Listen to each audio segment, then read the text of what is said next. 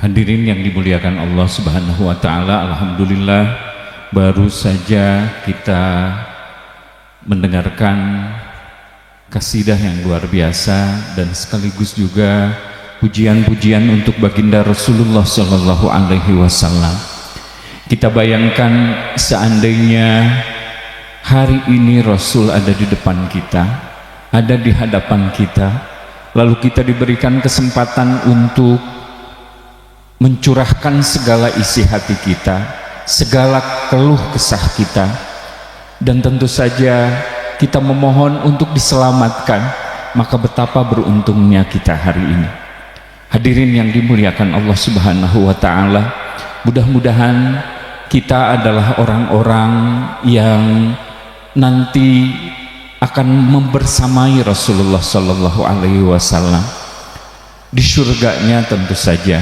Dan tentu saja mudah-mudahan kehadiran kita hari ini menjadi tonggak, menjadi awal, menjadi bagian, menjadi alasan terpenting kita dicintai oleh baginda Rasulullah sallallahu alaihi wasallam. Selamat datang kepada Mu'alim Syarif yang sudah hadir di tengah-tengah kita semua. Beliau adalah putra mahkota dari Abuya Kiai Haji Muhammad Muhyiddin Abdul Qadir Al-Manapi, Abuya Simpang. Terima kasih atas kehadirannya. Mudah-mudahan tentu saja kita doakan beliau panjang usia, lalu kemudian senantiasa diberikan keberkahan oleh Allah Subhanahu wa taala. Hadirin yang dimuliakan Allah Subhanahu wa taala, kalau tidak salah ini sudah masuk ya Pak Wakil Wali sudah masuk di parkiran. Mohon informasi untuk panitia. Oh belum. Baik, kalau demikian kita akan lanjutkan acara. Mubalik kedua barangkali sudah hadir di tengah-tengah kita. Selamat datang di Masjid Besar Cipaganti. Untuk itu, walaupun barangkali masih capek, untuk Mu'alim Syarif mohon untuk bisa memberikan tausiah kepada kita pada kesempatan siang hari ini. Kepada beliau, alaihi falyatafaddal mashkura.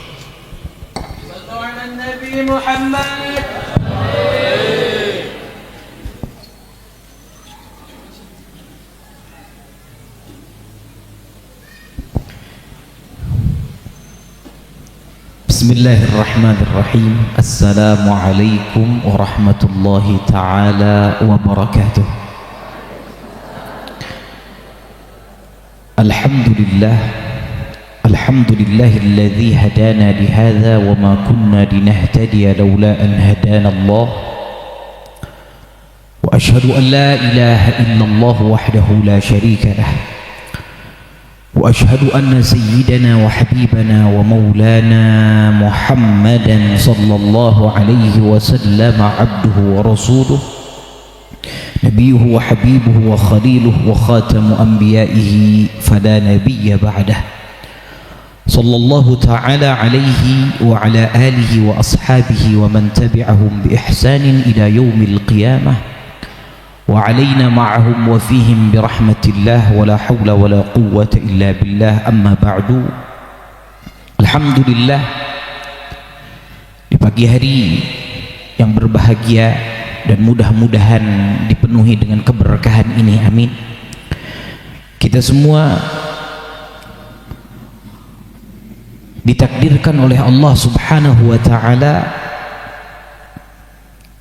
dengan hidayahnya, dengan inayah, dengan dorongan dari Allah Subhanahu wa taala untuk hadir di majelis yang berbahagia ini, di dalam rangka acara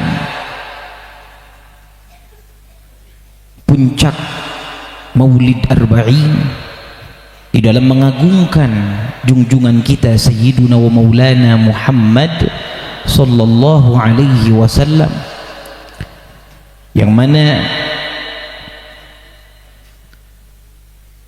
acara-acara maulid itu sering saya bahas, tujuannya adalah untuk mengingatkan kembali hati-hati yang lupa.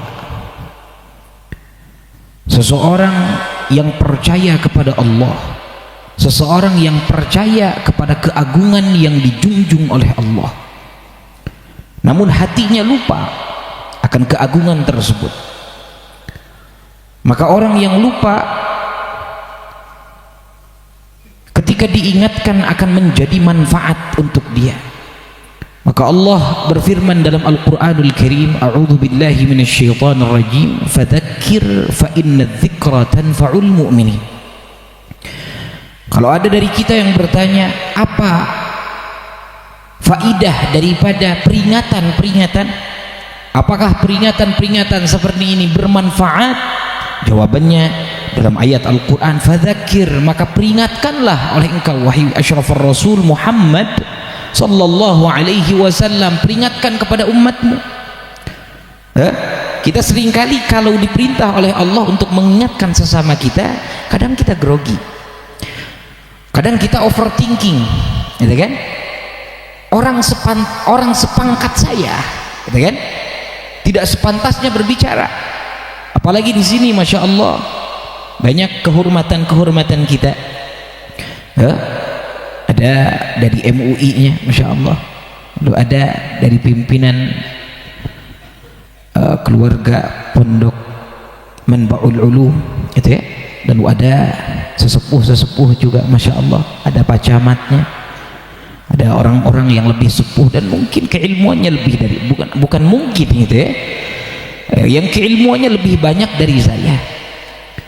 Kadang saya juga insecure gitu ya. Kalau dulu saya insecure dikasih mic berbicara di depan ulama, gitu kan, saya insecure dulu. Orang seperti saya, gitu kan, orang sepangkat saya menasihati, memberikan peringatan kepada orang-orang yang lebih luhur daripada saya. Kadang kita seperti itu. Dia gak bakalan dengerin saya, takutnya saya tidak didengarkan kalau memberi nasihat, gitu kan. Ini relate kehidupan di zaman sekarang. Kebanyakan orang malu untuk menegur, malu untuk amar ma'ruf nahi munkar, takut tidak didengar, takut dia tidak menjadi manfaat, gitu kan. Allah subhanahu wa ta'ala berfirman, fadzakir, peringatkanlah, kasih peringatan, kasih nasihat. Fa inna dzikra, karena peringatan, tanfa'ul mu'minin, akan selalu bermanfaat untuk orang yang beriman kepada Allah, orang yang percaya kepada Allah, orang yang beriman kepada Allah. Setiap ada peringatan akan menjadi bermanfaat untuk dia, kan? Maka kalau ditanya apakah maulid ini bermanfaat, jawabannya tentu bermanfaat. Peringatan kepada keagungan Rasulullah sallallahu alaihi wasallam, peringatan yang berkaitan dengan hari-hari besar Islam, peringatan kepada sesuatu yang diagungkan oleh Allah, mengagung-agungkan syiar Allah. Tentu ini akan bermanfaat, namun bagi kalangan orang mukmin saja, gitu kan.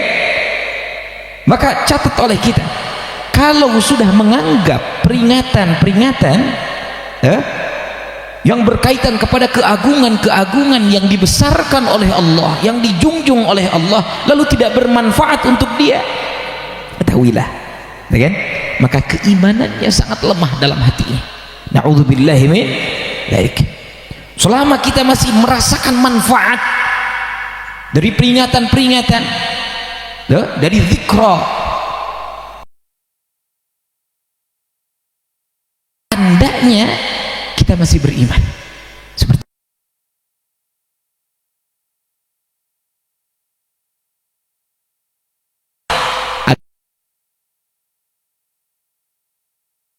kan?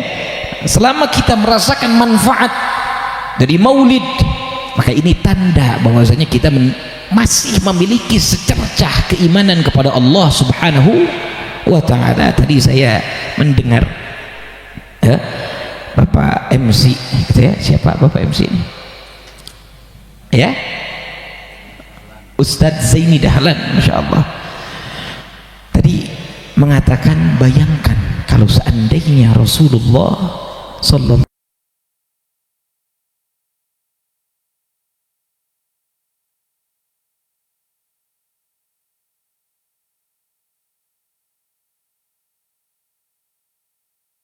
ulama saja, sekelas orang tua saja yang kita hormati, kalau dia ada di depan kita, beranikah kita bermaksiat di depan mereka? Nah, gitu kan? Ketika ada seorang ulama, ada guru kita di depan kita, maka adab mulai muncul, takut mulai muncul. Bahkan berapa kali kita menghindari guru kita. Kalau ada guru, kita menghindar karena kita punya dosa. Kemana takut kamu ketika belum datang guru kamu? Kenapa kok pas ada guru kamu rasakan takut? Bukankah dosa itu antara kamu dengan Allah Subhanahu wa ta'ala? Lalu kenapa rasa takut itu muncul baru ketika bertemu dengan ulama? Gitu kan? Kenapa baru muncul ketika bertemu dengan orang saleh? Ya, karena merasakan kehadirannya. Maka merasakan kehadiran, jangankan Nabi, orang yang saleh saja kalau dirasakan kehadirannya, maka akan muncul takwa kepada Allah. Gitu kan? Maka akan mengingatkan kita kepada Allah Subhanahu wa ta'ala. Tidak heran, gitu kan? Ada pepatah bilang, memandang orang saleh itu adalah zikir. Kenapa? Karena memang realita ketika kita melihat orang yang saleh, memandang wajahnya, langsung kita mengingat Allah Subhanahu wa ta'ala. Lebih kuat daripada kita mengucapkan subhanallah. Kadang kita mengucapkan subhanallah dengan hati yang lalai, gitu kan? Sedangkan inti daripada mengingat, inti daripada zikir adalah dengan hati. Inti daripada zikir bukan dari ucapan, bukan, tapi dari hati yang mengingat. Makanya zikir itu artinya mengingat, bukan hanya menyebut. Walaupun dalam kamus zikir itu bisa diartikan menyebut, tapi zikir yang asli adalah mengingat. Itu amaliyah qalb, amaliyah hati. Ya, manfaatnya zikir, manfaatnya mengingat itu akan dirasakan ketika hati yang beramal, ya kan? Bukan hanya zahir. Seperti Allah berfirman dalam Al-Quranul Karim, wa aqimus salata li dzikri. Bahkan kita diperintahkan salat itu untuk mengingat Allah. Banyak yang salah paham di sini. Ada yang salah paham, oh kalau kita disuruh mengingat Allah dengan salat, maka ya sudah ingat Allah saja, gak usah salat. Ini keliru, ini pemahaman keliru. Kenapa? Karena Islam mengajarkan kesempurnaan kepada kita. Ya. Namun memang betul Allah menyuruh kita salat itu zahir kita untuk apa? Untuk menumbuhkan peringatan di dalam hati kita, untuk menumbuhkan ingatan di dalam fikiran kita kepada Allah Subhanahu wa ta'ala. Wa aqimus salata li dzikri. Dapat apa kita dari salat?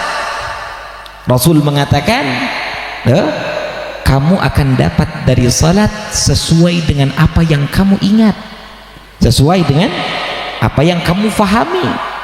Kamu hanya faham Fatihahnya, maka kamu dari salat hanya mendapatkan Fatihahnya saja. Sisanya cuma menggugurkan kewajiban. Sisanya cuma apa? Menggugurkan kewajiban. Ada manfaatnya? Ada. Kalau kamu tidak salat, kamu disiksa. Tapi manfaat tidak akan kamu dapatkan kalau kamu tidak memahami salat kamu. Gitu kan? Kalau salat kamu hanya berupa zahir saja, tidak sampai lidzikri, tidak sampai mengingat Allah Subhanahu wa ta'ala. Gitu kan? Bahkan jikalau hati kamu malah sibuk kepada dunia, gitu kan? Di dalam salat kamu mengingat hal-hal selain Allah, gitu kan? Maka ini akan menjadi, salat kita akan menjadi bumerang untuk kita, gitu kan? Bahkan bisa kita diazab oleh Allah karena salat kita. Ya, bisa-bisa salat kita bukan diterima oleh Allah, tapi malah dicampakkan oleh Allah Subhanahu wa ta'ala. Seperti Allah berfirman dalam Al-Quranul Karim, fawailul lil musalli.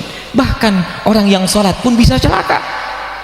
Wailun, celaka kata Allah Subhanahu wa taala, lil musallin, untuk orang-orang yang salat. Jadi well itu jadi ya, ada anak-anak well di sini ada ya. Barudak well aya. Well itu apa? Well itu artinya adalah celah kalau dari bahasa Arab. Kalau bahasa Inggris well itu kan artinya baik gitu ya.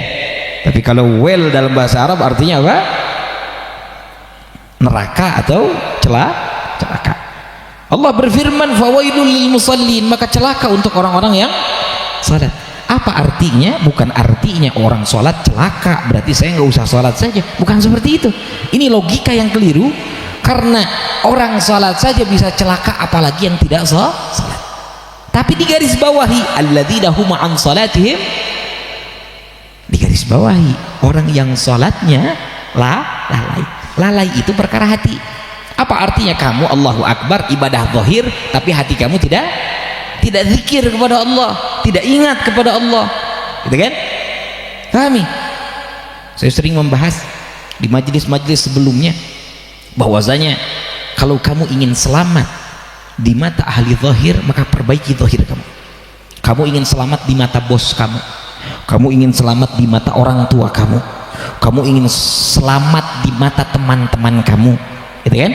Maka belajarlah memperbaiki zahir, akhlak kamu, akhlak zahir, gitu kan?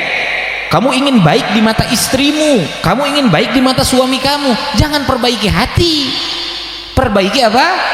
Zahir kamu. Oh padahal saya itu cinta mati kepada dia, padahal saya cinta banget sama istri saya, tapi kok istri saya tidak merasakannya ya? Padahal saya kangen terus sama dia, kok dianya kangen orang lain ya? Gitu kan? Tahu gak kenapa? Karena kamu nyambung. Orang zahir kamu sambung pakai hati, gak bakalan nyambung. Itu kayak beli bakso ke tukang martabak, nyambung atau tidak? Gak bakalan. Dengan kalau kamu ingin selamat di mata ahli zahir, maka perbaiki zahir kamu. Belajar tersenyum kepada orang lain, belajar berbahasa yang baik, belajar berbudi yang luhur, yang baik, maka kamu akan selamat di mata manusia meskipun hati kamu busuk, gitu kan? Meskipun kamu ingin nipu orang, tapi kalau zahir kamu baik, orang akan tertipu, gitu kan? Maka ada istilah dunia itu panggung sandiwara. Apa artinya? Ketika kamu berhubungan dengan ahli-ahli dunia, ketika kamu berhubungan dengan orang yang melihat secara zahir, perbaiki zahir kamu, maka kamu akan selamat, gitu kan? Pahami? Pahami? Jangan pernah menggunakan hati kepada ahli zahir, karena membesarkan hati kepada ahli zahir hanya membuat kamu capek saja, gitu kan? Yang nyampai kepada anak, yang nyampai kepada istri bukan hati, tapi zahir, duitnya, betul? Mending gede cinta, mending gede duit, mending gede duit. Kalau buat ibu-ibu, betul? Karena kita ahli zahir, gitu kan? Walaupun batinnya itu sayang kepada kita, tapi kerjaannya marah-marah. Kebanyakan orang yang marah itu adalah orang yang sayang, betul? Makanya jangan heran bapak-bapak, ibu-ibu gitu ya, kalau pasangan kita marah-marah sama kita, jangan heran, itu saking sayangnya. Karena kalau tidak sayang, tidak mau marah-marah, buat apa? Ya? Maka ada pepatah Arab bilang, orang yang sayang sama kamu akan memarahi kamu, orang yang tidak sayang sama kamu tidak akan peduli sama kamu. Jangankan untuk marah, gitu kan? Peduli saja tidak. Betul atau tidak? Ibu-ibu kalau marah sama suami karena apa? Ibu-ibu kalau marah sama anak karena apa? Karena sayang. Kalau tidak sayang akan marah atau tidak? Contoh ke anak tetangga. Anak tetangga bikin ulah, kamu marah nggak? Enggak. Lain budak urang, gitu kan? Betul atau tidak? Orang yang sayang sama kamu kebanyakan marah, tapi marah itu akan membuat kita tidak enak. Kadang kita menjauhi orang yang sayang sama kita karena apa? Karena zahirnya. Zahirnya dia suka marah-marah, zahirnya bahasanya jelek sama kita, kasar, padahal tujuannya baik, gitu kan? Tapi zahirnya buruk. Maka lihat bagaimana Allah memerintahkan seorang suami untuk muasyarah bil ma'ruf, bukan membesarkan hati, ya, bukan membesarkan rasa cinta, rasa sayang, bukan. Kamu salah sasaran, salah alamat. Cinta kamu salah. Cinta itu perkara batin yang akan dirasakan oleh ahli batin. Maka seperti kamu ingin selamat di mata ahli zahir, kamu hanya akan selamat di mata ahli batin kalau batin kamu bagus, gitu. Maka lihat, kalau orang yang selamat di mata Allah, orang yang selamat di mata Rasulullah Sallallahu Alaihi Wasallam, orang yang disenangi oleh para aulia, bukan orang yang zahirnya ganteng, bukan orang yang zahirnya itu berakhlak. Kadang ada orang kasar, ada orang, oh ini bahasanya kasar nih, ada orang apa namanya, secara tampilan mohon maaf gitu ya, compang camping gitu, secara zahir nggak kebeli nih, nggak akan ada yang suka nih, gitu kan. Tapi dekat dengan para aulia, ada yang seperti itu, ada. Ya, lihat yang selamat di hari kiamat bukan yang banyak sholat, bukan yang banyak puasa, ya, tapi man atallaha biqalbin salim, yang datang kepada Allah dengan hati yang selamat. Apa hati yang selamat itu? Hati yang selamat dari takabur, dari rasa sombong, dari rasa ujub, dari rasa riya, gitu. Ini yang dilihat oleh Allah Subhanahu wa taala. Allah tidak melihat rupa kamu, mau kamu ganteng, mau kamu glowing, mau kamu good looking, gak dilihat oleh Allah. Yang dilihat oleh Allah apa? Innama yanzuru ila qulubikum wa a'ma. Allah melihat hati kamu, lalu apa yang keluar dari zahir kamu, yaitu amaliyah. Tapi ingat, amaliyah tidak akan menjadi berharga kalau hatinya sudah tidak selamat. Na'udzubillahi min dzalik. Ajaran maulid adalah untuk memperingati, dan peringatan itu adalah untuk hati, bukan untuk zahir. Maka jangan kaitkan, jangan kamu tanyakan amaliyah zahir kepada orang-orang yang maulid, gitu kan. Ini zahirnya ngapain ini, pakai genjringan, gitu kan, dilakukan untuk apa ini, untuk apa, gitu kan. Ada apa ini, bunga-bunga, gitu kan, ada hiasan-hiasan, ada ini, ada itu, yang menurut zahir itu nggak ada. Ya apa sih fungsinya, gitu kan, hanya untuk memperbagus, untuk apa sih, gitu kan, secara apa, secara zahir. Tapi ingat, yang kita ambil adalah secara hatinya. Bahkan orang yang jihad fi sabilillah, orang yang mati-matian di jalan Allah, tidak dilihat dari darah yang menetes dari tubuhnya, tidak dilihat dari bagaimana tubuhnya terpotong-potong di medan perang, gitu kan.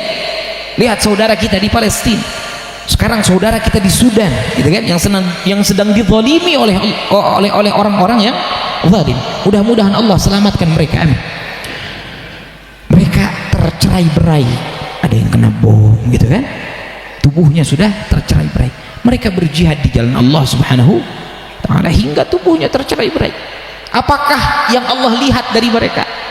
Apakah Allah melihat sebanyak daging yang berceceran? La. Allah sudah menjelaskan dalam Al-Quran, lan yanalallaha luhumuha wala dima'uha walakin yanaluhu taqwa minkum. Kata Allah Subhanahu wa taala, tidak akan pernah sampai, catat, tidak akan pernah sampai.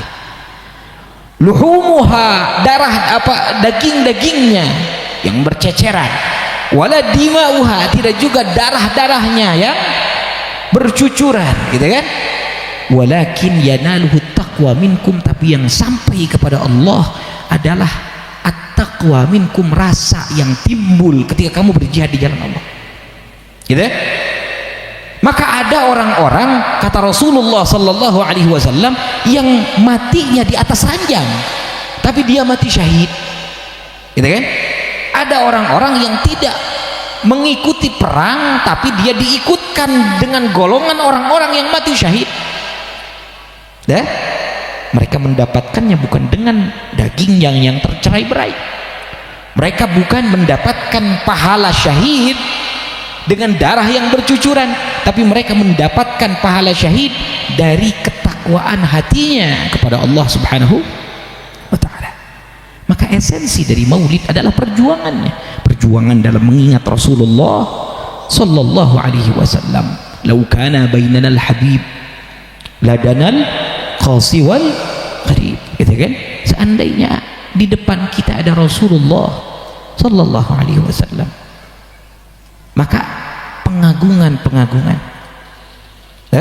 rasa takut kamu kepada Allah, rasa benci kamu terhadap maksiat, gitu kan? Rasa senang kamu kepada ibadah, ingin kamu kepada beribadah, itu akan mulai muncul, gitu kan? Ketika kamu menghadirkan Rasulullah sallallahu alaihi wasallam, maka ajaran menghadirkan ini, gitu kan, diajarkan oleh Allah subhanahu wa ta'ala. Allah yang mengajarkan kita. Kalau ditanya siapa yang mengajarkan kamu menghadirkan Rasul, jawab, siapa? Allah subhanahu. Dengan apa? Dengan apa Allah mengajarkan kita? Allah mengajarkan orang yang jauh, orang yang dekat untuk mengucapkan salam kepada Rasulullah sallallahu alaihi wasallam di dalam salat yang hanya dikhususkan untuk Allah subhanahu wa ta'ala, yaitu dengan kata-kata assalamu alaika ayyuhan nabiyyu wa rahmatullahi wa barakatuh. Apa artinya? Cek urang mah jika kieu, cek urang bahasa urang ya, assalamualaikum, gitu. Cek urang muluk salam ka junjunan, assalamu alaika, assalamu alaika, salam keur paduka ayyuhan nabiyyu, duh junjunan nabi, wa rahmatullahi wa barakatuh. Tiga assalamualaikum warahmatullahi wabarakatuh, ya gitu orang kasa sama, gitu. Apa artinya Allah menyuruh kita untuk menghadirkan Rasul? Baik kamu jauh, baik kamu dekat dengan Rasulullah sallallahu alaihi wasallam, yang akan merasakan jauh dan dekatnya adalah kamu yang ahli zahir. Kenapa kita harus ke makom Rasul kalau Rasul hanya melihat hati, gitu kan?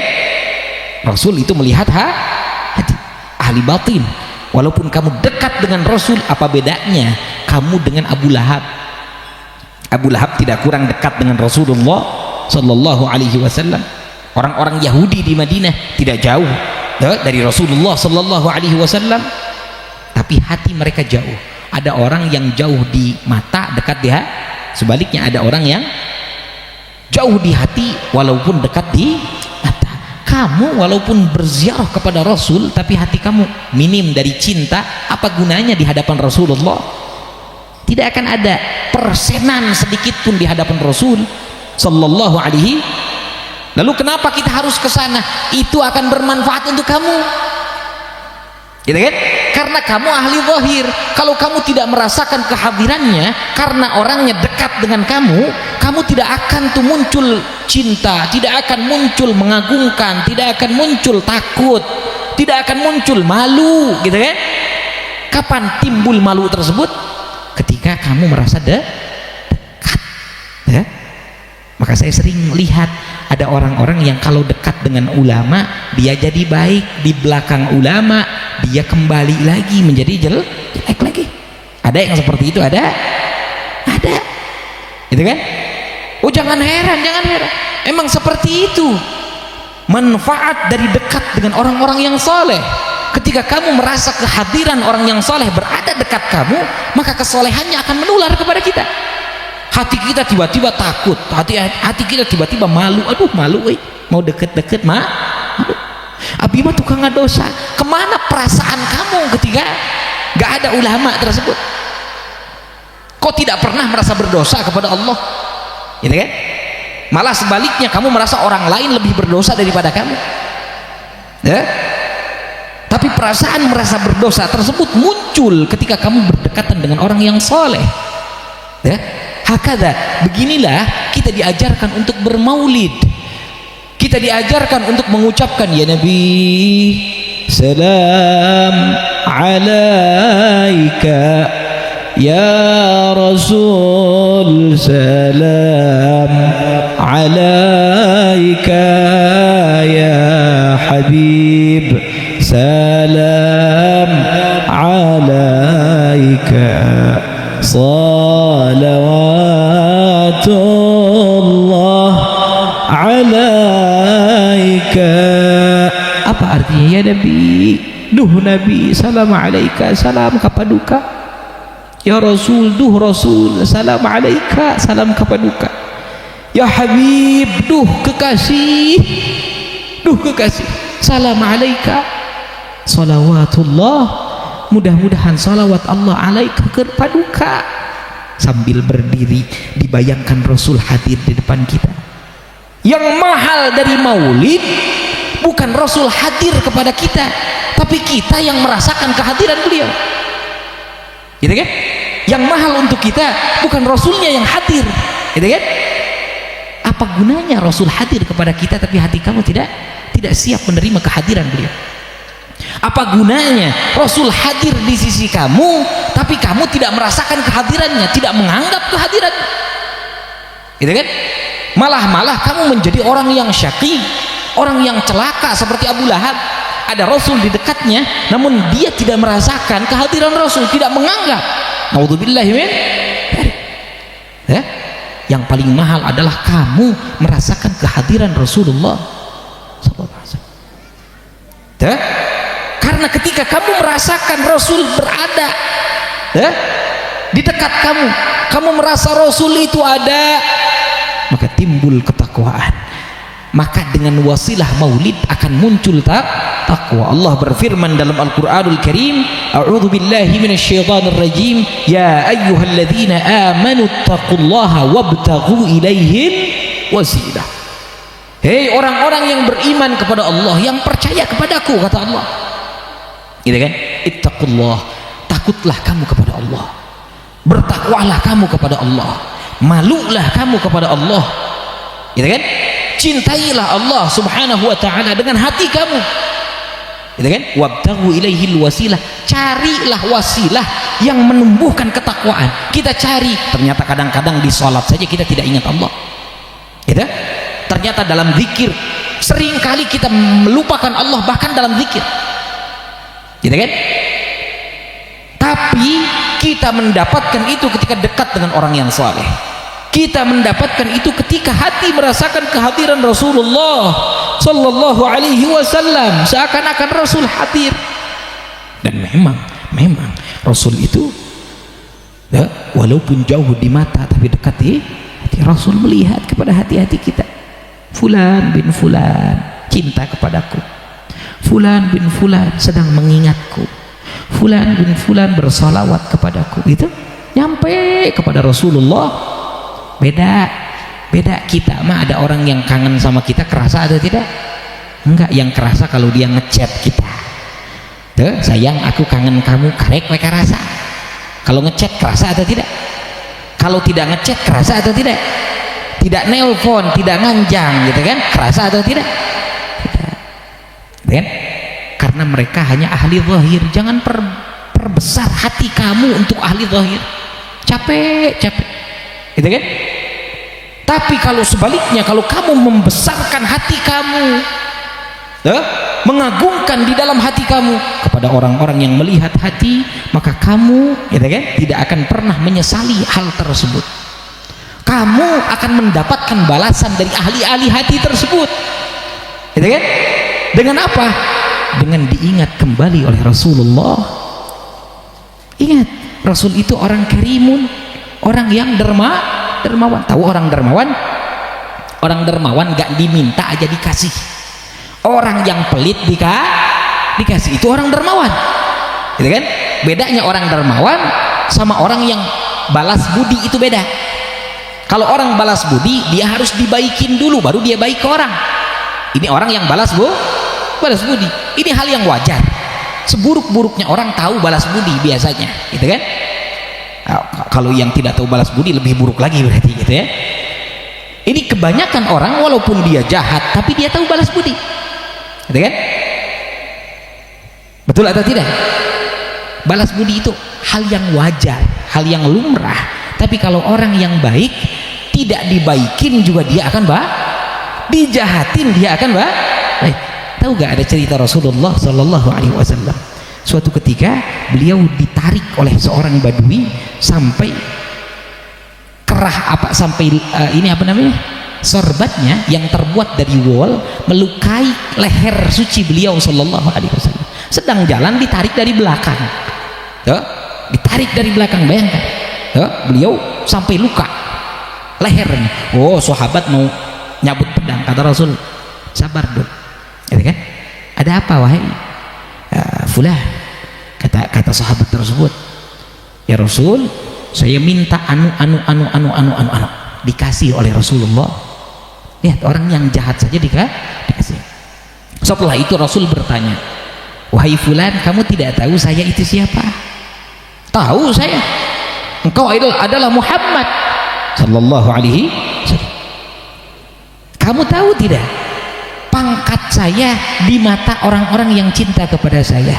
Kamu tadi narik, nah, saya sampai saya terluka. Bagaimana kalau bawahan-bawahan saya, gitu kan, dia mencelakai kamu? Kamu tidak takut? Kata dia, saya tidak takut wahai Muhammad. Kenapa? Karena saya membaca, gitu kan, saya mendengar kamu itu adalah orang yang kalau dijahatin akan membalas kebaikan. Kalau dijahatin akan dibalas apa? Kejahatan dibalas kebaikan. Makanya saya jahatin dulu biar saya dibaikin. Ini orang salah paham nih, gitu kan. Padahal tidak seperti itu. Orang karimun, orang yang dermawan itu, kalau kamu baik, kalau kamu jahatin saja dia akan membalas kebaikan, gitu kan. Kalau kamu lempar batu dia akan membalas kamu dengan buah, gitu kan. Ini orang yang baik. Apalagi kalau kamu memberikan kebaikan. Ingat, kita sudah effort untuk mengagungkan Rasul, kita sudah effort untuk menumbuhkan kecintaan kepada Rasul. Jangan sangka kamu tidak akan dibalas oleh Rasul. Kamu tidak ingat Rasul saja, Rasul mengingat kamu. Kamu tidak mendoakan Rasul saja, tidak bersolawat kepada Rasul, Rasul mendoakan kamu. Apalagi kalau kamu sering bersolawat kepada Rasulullah sallallahu alaihi wasallam. Apalagi kalau kamu sering bermaulid sampai 40, gitu kan? Arba'in, 40 kali. Dari mana arba'in ini? Sudah dijelaskan tahun kemarin oleh kakak, bukan tahun kemarin, 2 tahun kemarin ya, terakhir itu. Oh, tahun kemarin, ya, oleh kakak saya Ustaz Idris, bahwasanya arba'in itu banyak disebutkan di dalam Al-Quranul Karim dan menjadi tolak ukur batasan pertama orang beristiqamah. Kenapa sih kita harus bermaulid dengan arba'in, gitu kan? Karena batasan istiqamah umumnya adalah 40, gitu kan. Kalau kamu sering salat duha sampai 40 hari tidak putus-putus, berarti kamu dikatakan istiqamah. Kalau masih 39 hari kamu tidak dikatakan istiqamah, gitu kan. Kamu hanya kapengan atau lagi eling saja, gitu kan. Karena kalau tidak eling kamu tidak akan salat duha lagi, gitu ya. Kapan kamu dikatakan istiqamah? Minimal adalah 40 hari. Dalam Al-Quran Allah berfirman, wa idh wa'adna Musa 40 lailatan. Ketika Tuhan menjanjikan kepada Nabi Musa selama 40 malam, gitu kan. Nah, ini minimalnya orang beristiqamah kepada Allah Subhanahu wa taala adalah 40 kali. Maka kita bermaulid selama 40 kali tidak putus-putus, itu sudah masuk minimal istiqamah. Di dalam apa? Di dalam mengagungkan Rasulullah sallallahu alaihi wasallam. Mudah-mudahan bukan hanya zahir kita yang mengingat Rasul, bukan hanya zahir kita yang menghadiri peringatan terhadap keagungan Rasul, tapi benar-benar nyampe meresap kepada hati kita, sehingga hati kita selalu mengingat keagungan Rasulullah sallallahu alaihi wasallam, sehingga hati kita selalu mengagungkan hal-hal yang berkaitan dengan Allah dan Rasulnya, sehingga hati kita betul-betul mengagungkan agama Islam dan orang-orang yang mengemban ilmu-ilmu Allah Subhanahu wa ta'ala, dan orang-orang yang diagungkan oleh Allah Subhanahu wa ta'ala. Amin ya Allah ya Rabbal Alamin. Kenapa? Karena mengagungkan mereka akan menjadi suatu keagungan untuk kamu, kan? Mengagungkan orang-orang yang diagungkan oleh Allah akan menjadi suatu kehormatan bagi kamu di sisi Allah Subhanahu wa ta'ala. Mengagungkan sesuatu yang diagungkan adalah termasuk ketakwaan hati, seperti difirmankan oleh Allah, dzalika wa may yu'azzim sya'airallah fa innaha min taqwal qulub. Min taqwal qulub. Begitulah kata Allah, siapa orang yang mengagung-agungkan syiar-syiar Allah, maka itu termasuk ketakwaan hati. Jadi takwa hati itu bukan sholat banyak, bukan zikir banyak, bukan, gitu kan? Tapi takwanya hati itu adalah ketika kamu sering mengingat dan mengagungkan orang-orang yang diagungkan oleh Allah Subhanahu wa ta'ala. Alhamdulillahi Rabbil Alamin. Mudah-mudahan kita sebagaimana dihidupkan oleh Allah, ditakdirkan oleh Allah di dalam mengagungkan Rasulullah, di dalam mengagungkan syiar-syiar Allah, mudah-mudahan kita juga diwafatkan di dalam keadaan bertakwa mengagungkan syiar-syiar Allah. Amin ya Allah ya Rabbal Alamin. Sekian, mudah-mudahan ini betul-betul menjadi peringatan untuk kita dan kita mengingat kepada Allah. Wassalamualaikum warahmatullahi taala wabarakatuh.